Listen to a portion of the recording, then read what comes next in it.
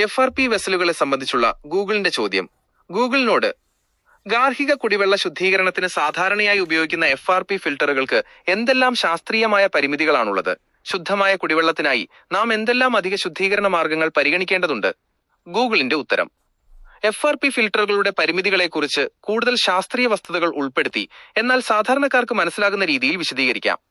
FRP ഫിൽട്ടറുകളും കുടിവെള്ള ശുദ്ധീകരണവും ഒരു ശാസ്ത്രീയ വിശകലനം.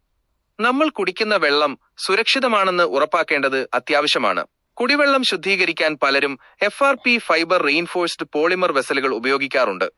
എന്നാൽ ഈ ഫിൽട്ടറുകൾക്ക് ചില ശാസ്ത്രീയമായ പരിമിതികളുണ്ട്.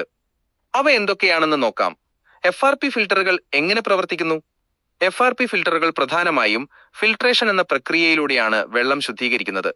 ഫിൽട്ടറിനുള്ളിൽ മണൽ, സാൻഡ്, ആക്ടിവേറ്റഡ് കാർബൺ, ആന്ത്രസൈറ്റ് പോലുള്ള വിവിധതരം ഫിൽട്ടർ മീഡിയ അടുക്കി വെച്ചിരിക്കും. വെള്ളം ഈ മീഡിയകളിലൂടെ കടന്നു പോകുമ്പോൾ അതിലെ വലിയ കണികകളും ഖരമാലിന്യങ്ങളും, ഉദാഹരണത്തിന് ചെളി, മണൽത്തരികൾ, തുരുമ്പ് ഈ മീഡിയകളിൽ തടഞ്ഞു നിൽക്കും. ഇതൊരു മെക്കാനിക്കൽ ഫിൽട്രേഷൻ മാത്രമാണ്. FRP ഫിൽട്ടറുകൾക്ക് ചെയ്യാനാവാത്ത കാര്യങ്ങൾ. ശാസ്ത്രീയമായി pH ക്രമീകരിക്കാൻ കഴിയില്ല. നമ്മുടെ ശരീരത്തിലെ രക്തത്തിന്റെ pH ഏകദേശം 7.35നും 7.45നും ഇടയിലാണ്. ഈ pH നില ശരീരത്തിന്റെ ശരിയായ പ്രവർത്തനത്തിന് അത്യാവശ്യമാണ്. FRP ഫിൽട്ടറുകൾക്ക് വെള്ളത്തിന്റെ pH മൂല്യം ഈ നിലയിലേക്ക് മാറ്റാൻ കഴിയില്ല. pH എന്നത് ഒരു ലായനിയുടെ അസിഡിറ്റിയെയോ ആൽക്കലൈൻ സ്വഭാവത്തെയോ സൂചിപ്പിക്കുന്ന അളവാണ്. FRP ഫിൽട്ടറുകൾ വെള്ളത്തിലെ അയോണുകളുടെ സാന്ദ്രതയിൽ കാര്യമായ മാറ്റങ്ങൾ വരുത്തുന്നില്ല. അതിനാൽ pHലും മാറ്റം വരുത്തുന്നില്ല. രോഗാണുക്കളെ നശിപ്പിക്കാനുള്ള കഴിവില്ല. FRP ഫിൽട്ടറുകൾക്ക് ബാക്ടീരിയ, വൈറസ്, പ്രോട്ടോസോവ തുടങ്ങിയ സൂക്ഷ്മജീവികളെ, പാത്തോജൻസ് നശിപ്പിക്കാനുള്ള കഴിവില്ല. ഫിൽട്രേഷൻ എന്നത് കണികകളെ അരിച്ചെടുക്കുന്ന പ്രക്രിയ മാത്രമാണ്. ഈ സൂക്ഷ്മജീവികൾ വളരെ ചെറുതായതുകൊണ്ട് ഫിൽട്ടർ മീഡിയകളിലെ സുഷിരങ്ങളിലൂടെ എളുപ്പത്തിൽ കടന്നുപോകാൻ സാധ്യതയുണ്ട്. അതിനാൽ ഫിൽട്ടർ ചെയ്ത വെള്ളം രോഗാണുരഹിതമാണെന്ന് സ്റ്റെറൈൽ ഉറപ്പില്ല. മീഡിയകളിലെ മാലിന്യങ്ങൾ അടിയുന്നു. ബയോഫൗളിംഗ്. ഫിൽട്ടർ മീഡിയകളായ ആക്ടിവേറ്റഡ് കാർബൺ പോലുള്ളവയ്ക്ക് വെള്ളത്തിലെ ജൈവവസ്തുക്കളെ, ഓർഗാനിക് മാറ്റർ ആഗിരണം ചെയ്യാനുള്ള കഴിവുണ്ട്.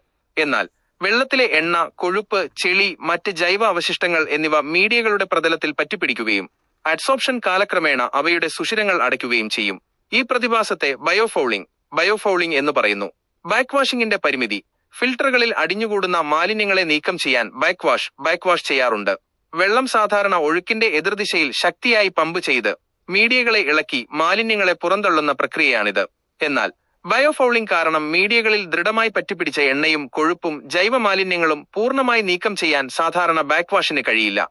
ഈ മാലിന്യങ്ങൾ നീക്കം ചെയ്യാൻ കാസ്റ്റിക് സോഡ, സോഡിയം ഹൈഡ്രോക്സൈഡ് പോലുള്ള ശക്തമായ രാസവസ്തുക്കൾ ഉപയോഗിച്ചുള്ള കെമിക്കൽ വാഷ് ആവശ്യമായി വരും.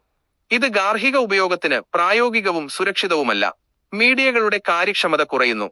ബയോഫൗളിംഗ് കാരണം ഫിൽട്ടർ മീഡിയകളുടെ ഉപരിതലം മാലിന്യങ്ങളാൽ മൂടുമ്പോൾ അവയുടെ ആഗിരണശേഷി, അഡ്സോർപ്ഷൻ കപ്പാസിറ്റി കുറയുന്നു. ഉദാഹരണത്തിന് ആക്ടിവേറ്റഡ് കാർബണിന് വെള്ളത്തിലെ ദുർഗന്ധം, നിറം, ക്ലോറിൻ എന്നിവ നീക്കം ചെയ്യാനുള്ള കഴിവ് നഷ്ടപ്പെടും. ഇത് ഫിൽട്ടറിന്റെ മൊത്തത്തിലുള്ള ശുദ്ധീകരണ കാര്യക്ഷമതയെ, ഫിൽട്രേഷൻ എഫിഷ്യൻസി ബാധിക്കുന്നു. രോഗാണുക്കളുടെ വളർച്ചാ കേന്ദ്രം. ഫിൽട്ടർ മീഡിയകളിൽ അടിഞ്ഞുകൂടുന്ന ജൈവ മാലിന്യങ്ങളും എണ്ണയും കൊഴുപ്പും രോഗാണുക്കൾക്ക്, മൈക്രോ ഓർഗാനിസംസ് വളരാനും പെരുകാനും പ്രൊളിഫറേഷൻ അനുയോജ്യമായ ഒരു ആവാസ വ്യവസ്ഥ, ഹാബിറ്റാറ്റ് ഒരുക്കുന്നു. ഇത് ഒരു ബയോഫിലിം രൂപപ്പെടുന്നതിന് കാരണമാകും. ഈ ബയോഫിലിമിൽ കോളനികൾ സ്ഥാപിക്കുന്ന രോഗാണുക്കൾ പിന്നീട് ശുദ്ധീകരിച്ച വെള്ളത്തിലൂടെ നമ്മുടെ ശരീരത്തിലെത്തുകയും വയറിളക്കം, ഗ്യാസ്ട്രോഎൻട്രൈറ്റിസ്, ടൈഫോയിഡ് തുടങ്ങിയ ജലജന്യ രോഗങ്ങൾക്ക്, വാട്ടർബോൺ ഡിസീസസ് കാരണമാവുകയും ചെയ്യുമെന്ന് എപ്പിഡെമിയോളജി പഠനങ്ങൾ പറയുന്നു. പൊതുജന ബോധവൽക്കരണത്തിന്റെ പ്രാധാന്യം.